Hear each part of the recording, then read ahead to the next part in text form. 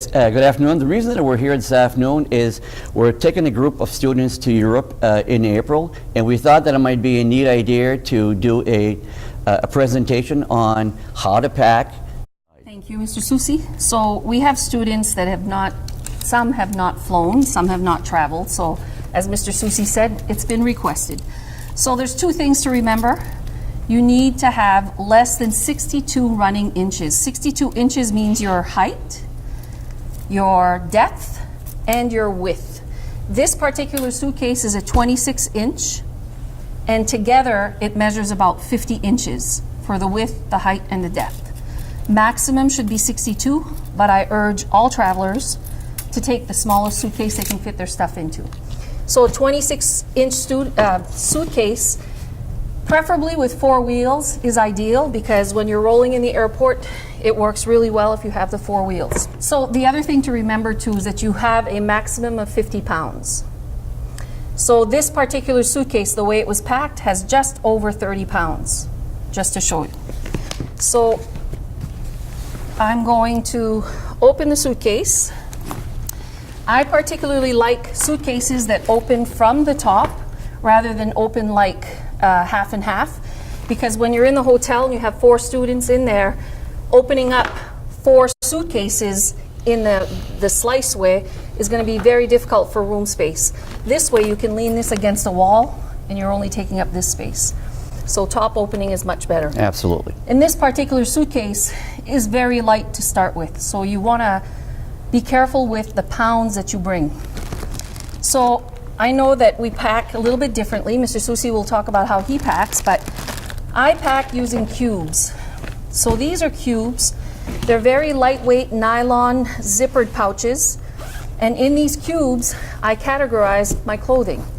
So in this particular one, I have shoes, I have a fleece, and I have my nightgown, pajamas. In this one, I have my personal underclothes, I have socks, and in this particular one, I have about 8 shirts, a sweater. And in this one, I have 4 pair of pants, and I'll also be wearing one, so I'll have 5 pair of pants. Cool. For this particular trip, it's 12 days. That'll be plenty. You wear your clothes more than once.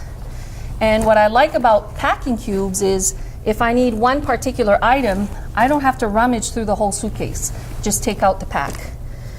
Also, your shampoos, your toothpaste, whatever you have, I bring small bottles. Important to put it in a Ziploc because sometimes with the change in air pressure, you're going to have some leakage. The good thing about going with small quantities, I empty a bottle of shampoo, I throw out the empty bottle. My weight will be less, assuming I don't buy too many souvenirs. My weight will be less when I return.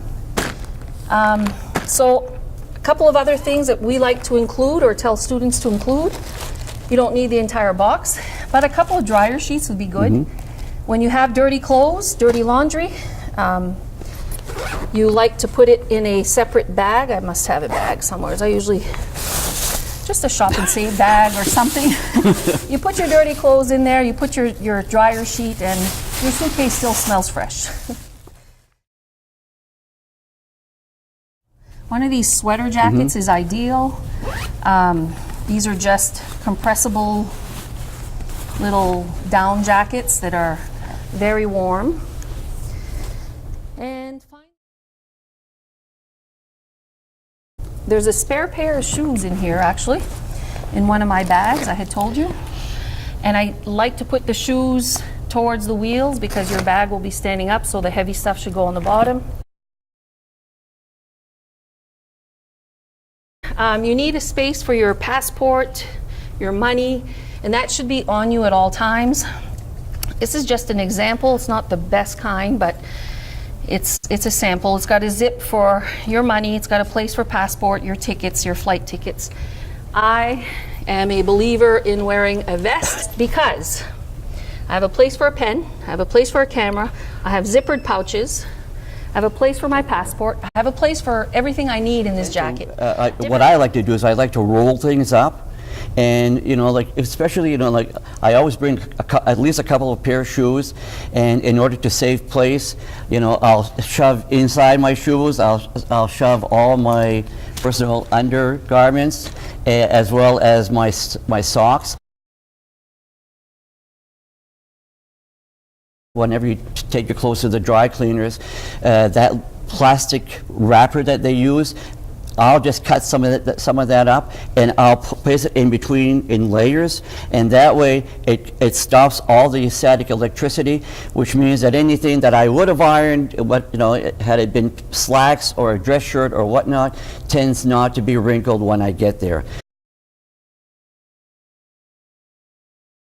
Europe, they tend not to have, and that's an issue that I have, they have towels and they have hand towels, but they typically don't have face towels, or they don't have washcloths.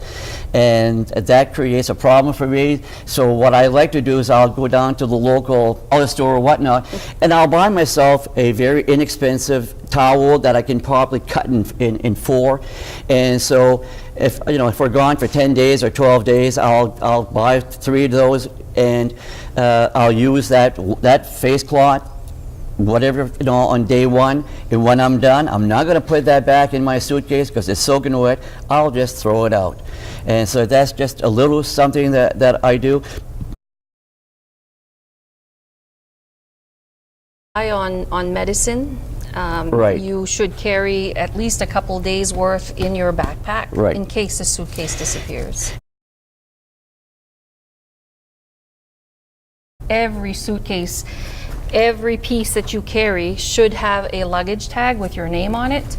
Some people even put a piece of paper somewhere in one of their zippered pouches with their name.